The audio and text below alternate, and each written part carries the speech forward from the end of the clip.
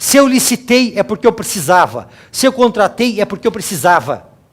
Não cogite de haver interesse na rescisão se não há. Mas o contratado é bonzinho.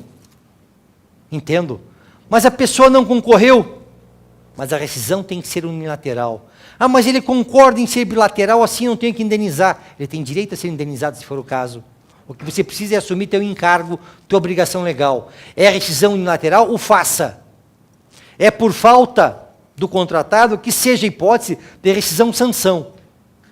Não é hipótese, mas é aquela equivalente à caducidade, é por perda do requisito de habilitação, é porque ele não tem mais condições de manter o contrato em curso por dificuldade financeira, rescinda.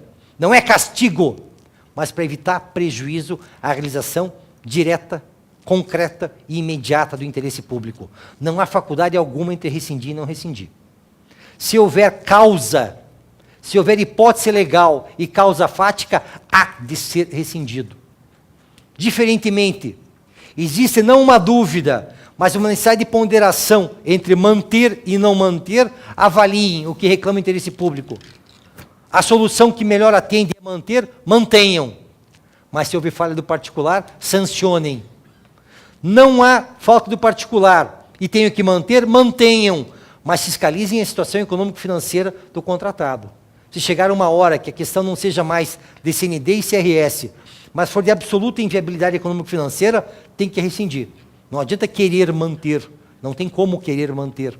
Ou mantenho enquanto dá ou não mantenho. Mas o que importa é reconhecer que se licitação é dever constitucional, se licitação é obrigação legal, se contrato, via de regra, é o resultado da licitação, porque seleciona a proposta mais vantajosa, garante isonomia de competição e promove o desenvolvimento nacional sustentável, o contrato tem de ser mantido como condição de realização do interesse público. E a solução de continuidade com a rescisão há de realizar direta e imediatamente o mesmo interesse público. Contrato porque o interesse público reclama, rescinda porque o interesse público requer. Não está na esfera de liberdade, não está na esfera de subjetivismo, não está na alçada de impressão subjetiva. Aí eu penso assim, eu penso assado. Não existe isso. Para isso assessoria técnica, para isso assessoria econômica, para isso assessoria jurídica, para isso se vai ouvir o gestor e o fiscal. Quais são as repercussões dessa realidade? O que o interesse público requer é que se mantenha o contrato.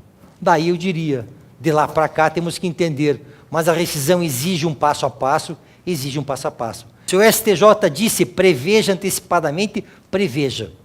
Se ninguém foi ao judiciário discutir a manutenção do contrato, é porque o contratado, segundo classificado, não se importou. Mas se importa é porque ele pode perguntar. E o segundo classificado, na ordem como mais vantajoso, vai dizer, lá no seu edital havia previsão de manter nas condições, as condições de habilitação ao longo da contratação. Mas na sua minuta de contrato dizia a mesma coisa. E agora você não as aplica, aquelas disposições editalícias de contrato. Logo, as consequências serão complicadas. Estou, então, a frisar o seguinte, vocês têm que compatibilizar a autorização legislativa integralmente aberta e a determinação do órgão de controle, Tribunal de Contas, no que diz com a indicação para casos concretos. Situação a ser investigada uma a uma, objeto a objeto. Que isso significa dizer que vocês vão ter que começar agora a mentar soluções que comportam regra e exceção. Regra e exceção. É como se eu dissesse, a não manutenção das condições de habilitação dará ensejo à rescisão, salvo na hipótese em que a rescisão do contrato implica em prejuízo econômico, a situação de irregularidade comprovadamente esteja buscando regularização, quando a situação seja episódica ao longo de um mês, mas que não se repita nos 3 seguintes. Você, claro, pode criar soluções para o caso a caso, porque quem está hoje com uma certidão positiva, em 30 dias resolve com parcelamento, resolve com a impetração de um mandado de segurança, resolve com uma discussão administrativa, eventualmente. Então, não é uma certidão não apresentada que importa em prejuízo à manutenção das condições de habilitação. Não é porque a empresa tinha um responsável técnico que morreu ao longo do contrato que ela vai ficar sem responsável técnico. Mas não imagine você que contratar um engenheiro que tem um acervo técnico de hidrelétrica seja fácil. Não, não é fácil. De termoelétrica, mais difícil ainda.